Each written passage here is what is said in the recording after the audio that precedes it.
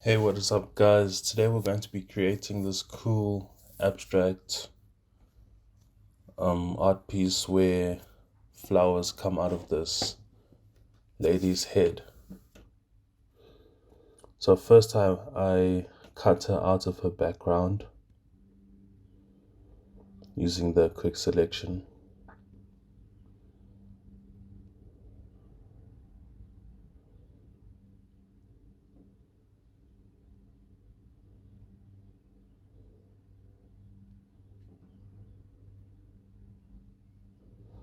Then I cut her head open using the mask layer. I painted in black to hide her head. Then I started this flower with the quick selection tool. In hindsight, I don't think this was the best flower to choose, but it is art, so yeah.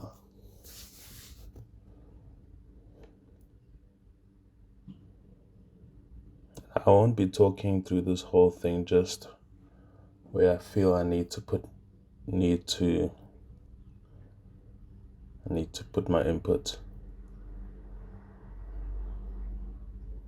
where I do things differently, because throughout this whole video it's basically the same thing over and over again. I use a quick selection tool. I select an object and then I play with the masking tools here. Play with the smoothness, contrast, all that. And then I just place these flowers where I think looks okay. And then here I decide to cut off this piece of her hair because it just felt like it was floating, wasn't attached to anything. So I could have used the pen tool here to be more precise and to be quick about it, but sometimes I just love using my drawing tablet just to paint stuff. In this case, painting something out.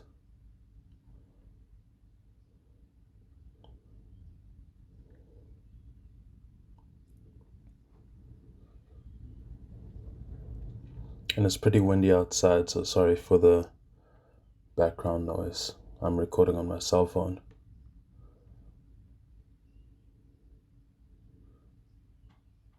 So it's quick selection tool again, and then after that we click the select and mask, which is on top next to select subject, right below the Adobe Photoshop 2020. And I don't know how long that tool has been there for, but it has made this process of cutting out things much easier, because before I would have just used the pen tool and just painstakingly cut out every single flower. So here I just play with the smoothness, feather, contrast.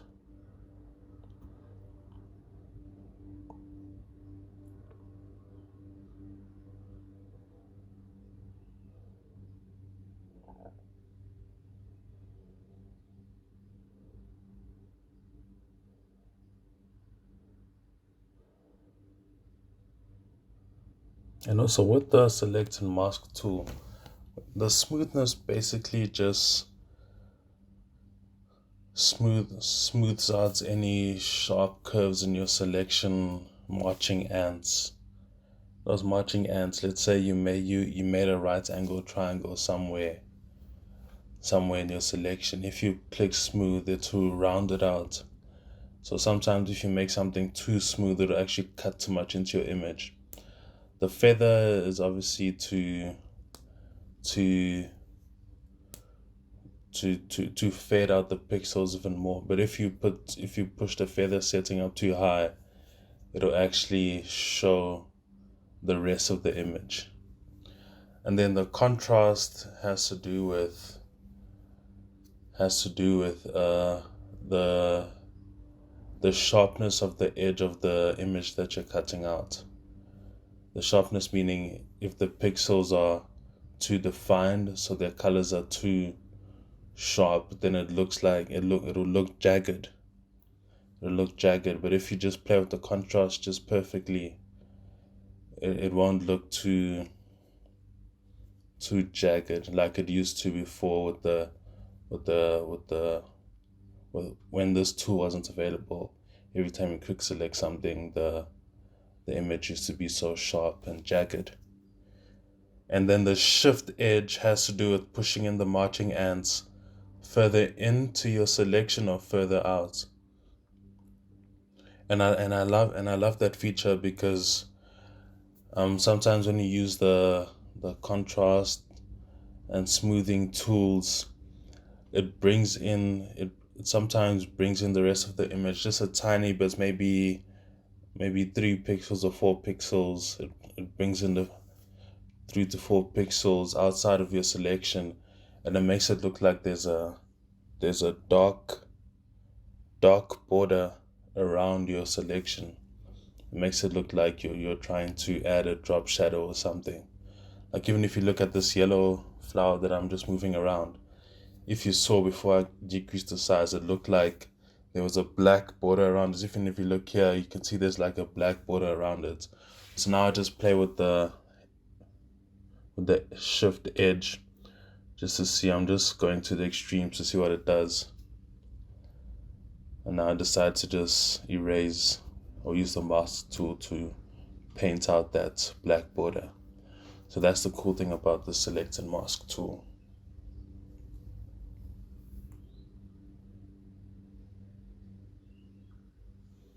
And yeah, I'm just moving stuff around. Nothing too fancy. Obviously, as artists, we know we like to be picky about where we place our things. So eventually I just told myself, let me just place this on the left side of the photo, and then I'll just keep on placing other flowers, and when everything is there, that's when I can start rearranging everything properly.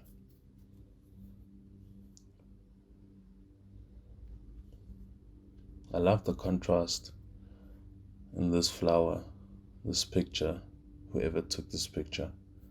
It's a very cool picture.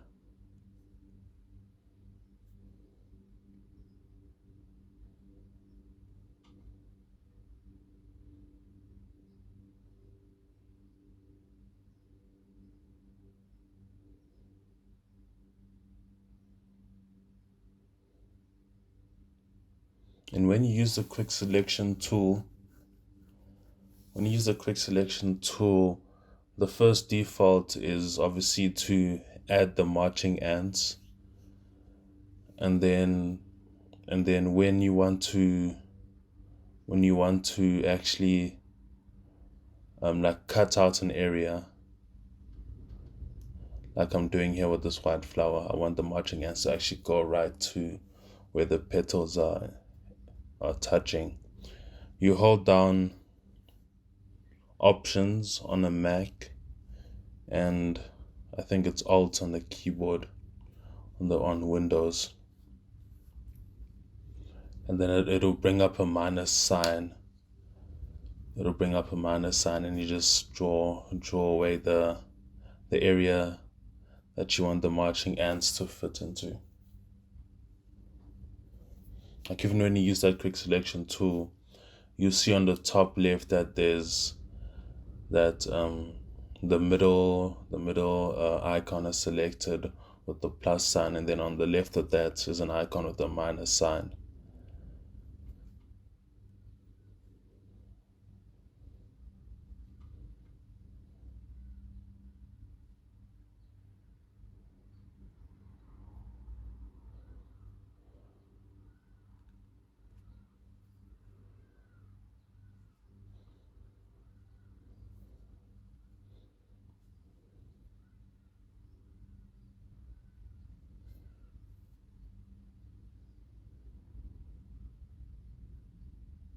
As you can see now with the quick selection tool, well, that was the wand. I'm trying to play with the wand, but it's not doing what I wanted to do, so I go back to the quick selection tool. There you can see on the top left the plus sign, minus sign, and then the thing next to the plus sign. I'm not sure what that is, but yeah. If you hold down Shift or Alt, you can actually see it jumping from the plus to the minus on the top left. But you have to hold down Options or Alt for it to work, unless you select the icon manually.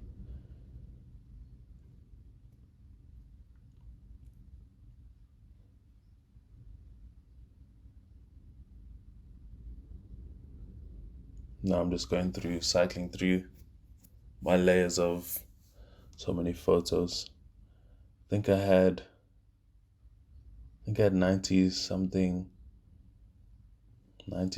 flowers up there. 90 something layers of flowers. Just so that when I do this tutorial, I don't need to pause and then look for more flowers. Because I actually tried this first. Because every time I do a tutorial, I first try to create the art piece without recording. Sometimes I might do the full art piece, like my video before this one with the hot air balloon inside the jar. I already did that completely, then I recorded it. But with this one, there's too many layers to move around with, too many layers to edit, to record, to create it twice.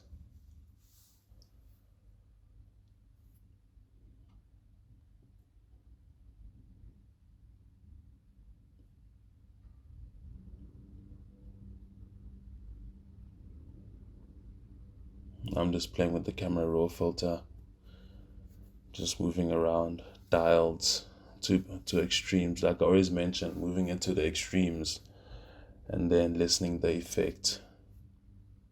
And that's the before and after of the camera raw filter. And there's the final image. I love the contrast of the final image. Thanks for watching. Like and subscribe. I'll see you guys in another video. Cheers.